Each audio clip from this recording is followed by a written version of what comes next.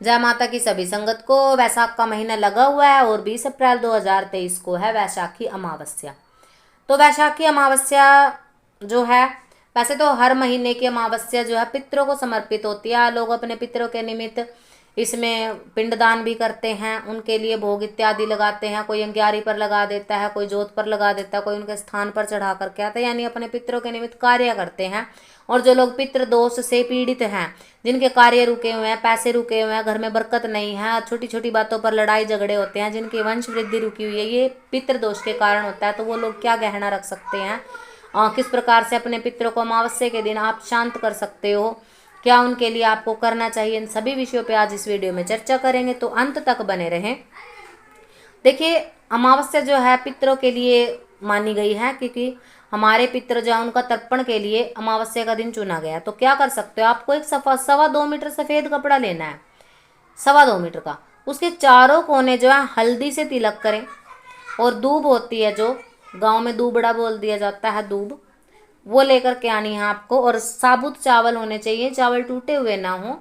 और 51 रुपये, 21 रुपये, 11 रुपये अपनी श्रद्धानुसार पितरों के निमित्त जो मतलब रखना चाहिए गहना उनका, उसके अंदर रखें दूबड़ा चावल और 11 रुपये और सूखा नारियल। आपको जो बजना नारियल भी जिसको बोल दिया जाता है, सूखा नारियल रखा जाता है।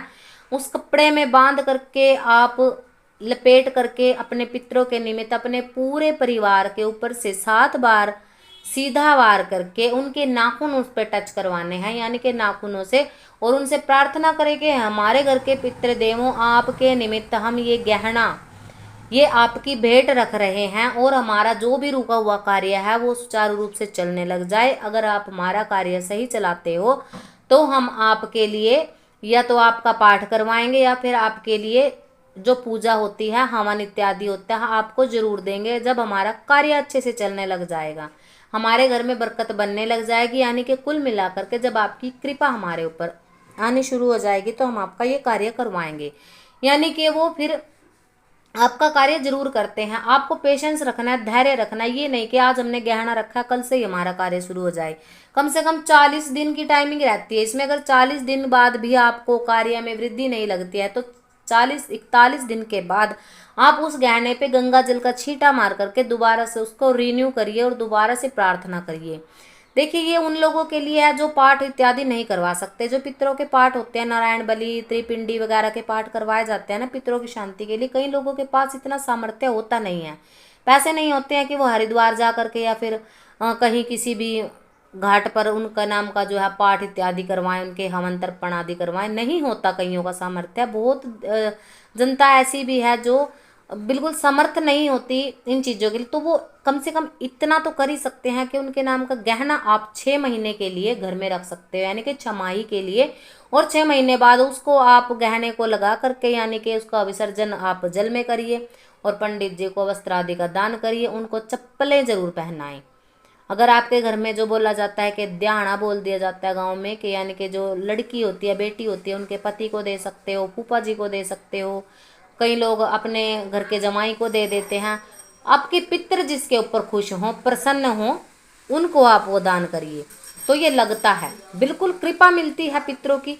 अब कुछ लोग कहते हैं पितृ नहीं होते, भूत होते हैं, प्रेत होते हैं, इन प्रेतों को पूजने का फायदा नहीं होता। तो देखिए, पितृ होते हैं। भागवत गीता में भगवान श्री कृष्ण भी कहते हैं कि अर्यमा नाम का पितृ मैं हूँ, जो मुझे पितृ के रूप में पूजता है, मैं उनके घर में पितृ बनकर ही कृपा करता हूँ।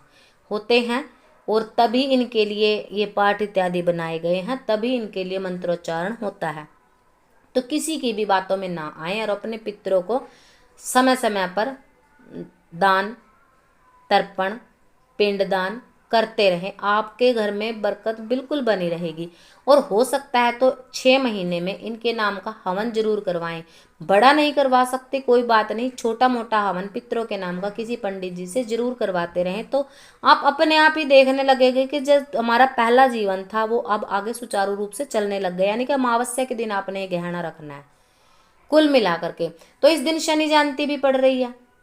शनि जयंती पे जिन लोगों के कार्य रुके हुए हैं, जिन लोगों के ऊपर जिनको लगता है कि शनि की 7.5 से ढैया से हम परेशान है भैया, तो उनके नाम का आप शनि मंदिर में जा कर के तेल का दिया लगा सकते हो।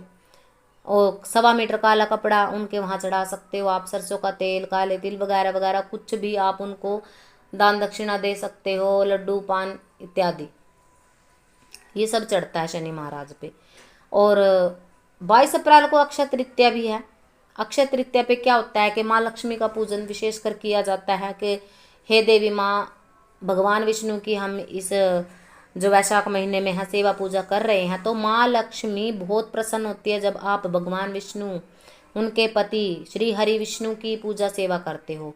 अब कुछ लोग तो मानते हैं जैसे हम हैं कि हम देवी के उपासक हैं तो हम विष्णु भगवान, देखिए सभी एक ही हैं, ये सभी देवी देवता एक हैं, रूप सब रूप इनके अलग हैं।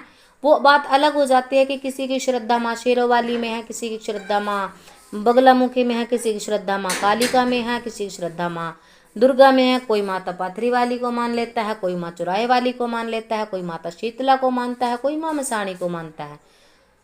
ये स्वरूप हो गए, इनका स्वरूप के आधार पर अलग अलग चीजें अलग अलग भोग प्रसाद पर पूजी जाती है, परंतु रूप इनका एक ही है, एक ही परमात्मा है।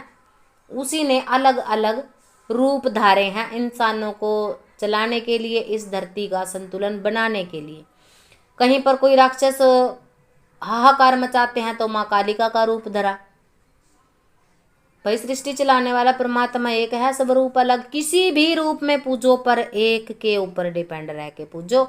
यानी कि अब जैसे वैशाख महीना विष्णु भगवान को समर्पित है तो करिए सेवा, बिल्कुल तुलसी माता की सेवा करिए, शाम के समय घी का दीपक तुलसी माता में जरूर लगाएं और माँ लक्ष्मी से प्रार्थना करें कि हमारे घर में अखंड रूप से आप वास करो, हमारे घर में आर्थिक तंगी है। अगर आप श्री हरि विष्णु जी की पूजा कर लेते हो, कुछ भी नहीं करना है आपको, घर में दीपक नहीं जलाना है, कुछ भी नहीं करना है, केवल सुबह स्नान करके किसी भी गरीब को छोटा मोटा दान करना है, इसी में सेवा हो जाती है। सेवा सबसे बड़ा धर्म होता है। गौ की सेवा आप कर सकते हो, पीपल के वृक्ष की सेवा कर सकते हो, तुलसी के वृक्ष की सेवा कर सकते हो, कुछ भी आप सेवा उठा लो।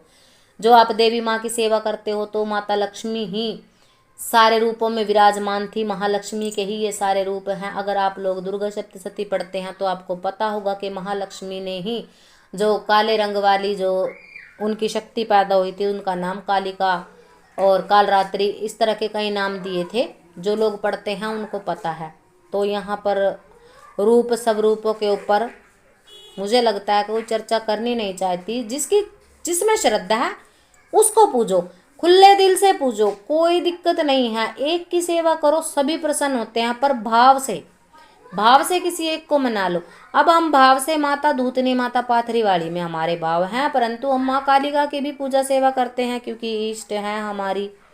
कुल की देवी अपने स्थान पर पूजित हैं, इष्ट देवी अपने स्थान पर पूजित हैं, और जो हमारे कुल के देवता हैं वो अपने लिए, पितृ अपने, तो हर किसी का स्थान अलग होता है।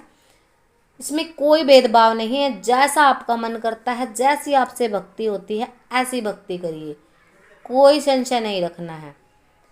भक्ति तो कोई भी कर सकता है, कैसी भी कर सकता है। ज़्यादा नियम में पढ़ने वाले लोग अक्सर नियमों में उलझ के रह जाते हैं, और जो भाव से पूजा करते हैं उनको अक्सर परमात्मा मिल ही जाते हैं। तो आशा करते हैं जानकारी आपको पसंद आई होगी। हर तरह की जानकारी देने की कोशिश करते हैं। माता रानी सभी का कल्याण करे। सबको जय माता।